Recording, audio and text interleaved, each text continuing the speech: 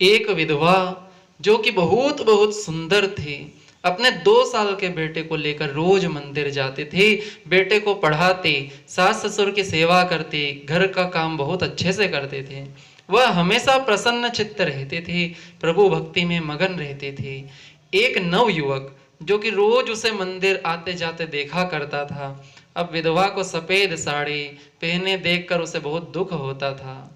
वह नवयुवक उस विधवा से प्रेम करने लगा था, दिन रात बस विधवा के बारे में ही सोचा करता था। आखिर में 3-4 साल बाद जब विधवा 23-24 वर्ष की हुई, तब उस नवयुवक ने एक दिन मंदिर के भीतर सबके सामने विधवा से कहा, सुनो, मैं आपसे कुछ कहना चाहता हूँ।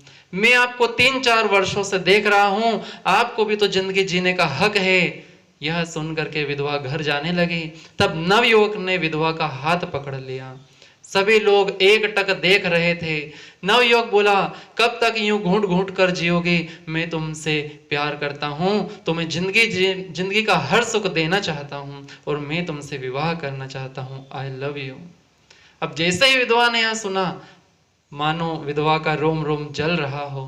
विधवा के मन में कई विचार आए। उसे तो पहले स्वयं से घृणा हुई कि मैंने ऐसा क्या पाप किया जो आज मेरा यहाँ तमाशा बन रहा है। मैं क्या करूं? मेरे साथ जो खंजर मैं अपनी सुरक्षा के लिए रखती हूं, वह इस नवयुवक को घोंप दूं या खुद को ही समाप्त कर लूं। परंतु अपने क्रोध पर नियंत्रण करते हुए विधवा कहने लगी, क्या आपके कुल में पराई स्त्रियों का हाथ पकड़कर उसे बदनाम करना सिखाया जाता है? अरे मूर्ख, पराई स्त्री तो मां के तुल्य होती है। यह सुनते ही नवयुवक ने विधवा का हाथ छोड़ दिया। विधवा कहने लगी, तुम मुझसे विवाह करके जीवन का कौन सा सुख देना चाहते हो? वहां खड़ी हुई भीड़ बहुत ध्यान से सब सुख सुन रही थी, देख रही थी। नवयुवक कांपते हुए बोला, मैं तो बस तुम्हें नया जीवन देना चाहता हूँ, जीवन की हर खुशी देना चाहता हूँ।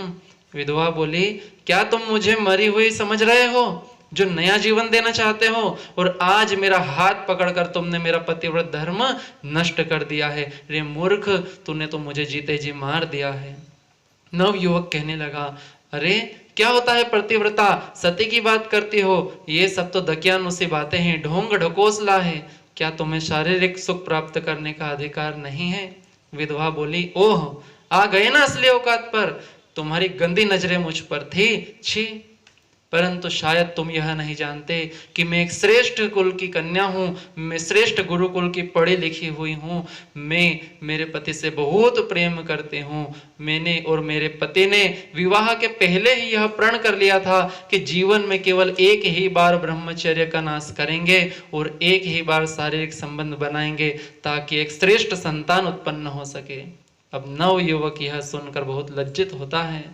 विधवा कहने लगी, तुम अंग्रेजी शिक्षा पढ़े लिखे लोग हर सुंदर स्त्री को अपनी हवस का शिकार बनाने में नहीं हिचकते हो? फिर चाहे दूसरों की पत्नी हो, चाहे तुम्हारी टीचर हो, चाहे तुम्हारी मौसी बुआ साली कोई भी क्यों ना हो। और आजकल कुछ लोग तो अपनी माँ बहन बेटी को भी नहीं छोड़ते, ऐसी खबरें आती रहती है, आप भी सुनते होंगे। काश इस भारत में सभी को चरित्र और ब्रह्मचर्य की शिक्षा दी जाती तो आज तुम मेरा हाथ पकड़कर मेरा पतिव्रत धर्म नष्ट नहीं करते। हे ईश्वर, मैं तो अपने पुत्र के लिए जी रही थी, परंतु आज मेरा पतिव्रत धर्म नष्ट कर दिया, इस पराये पुरुष ने मेरा हाथ पकड़ लिया। ऐसा कहकर विधवा अपने 5 साल के बेटे को मंदिर के पुजारी को सौंप देती है और जो खंजर वह रखती है अपने साथ हमेशा, उस खंजर को अपने हृदय में घोंप कर इस दुनिया से विदा ले लेती है। अब वह नवयुवक बहुत पछताने लगा, अरे मैंने क्या कर दिया। जब मैं उस विधवा के अलावा किसी और से विवाह नहीं कर सकता हूँ, तो वह विधवा उसके पति को भूलकर पतिव्रत धर्मों को कैसे तोड़ सकती है, कैसे पराये पुरुष से विवाह कर सकती है?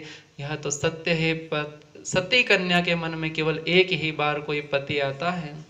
वह दकियानुसी विचारों वाली नहीं थी, वह तो सही थी। दकियानुसी विचार तो मेरे ही थे, जो मैं उसकी सुंदरता पर मोहित हो गया और मैंने उसका धर्म नष्ट कर दिया। पश्चाताप की आग में जलते जलते वह नवयुवक अपने प्राण त्याग देता है। हालांकि जिस विधवा की इच्छा हो वह पुनर्विवाह करे, परंतु जो चरित्रवान स्त्रियां हैं, जो सनातन धर्म का पालन करना चाहती है, उन्हें जबरदस्ती विवाह के लिए बाधित नहीं किया जा सकता है।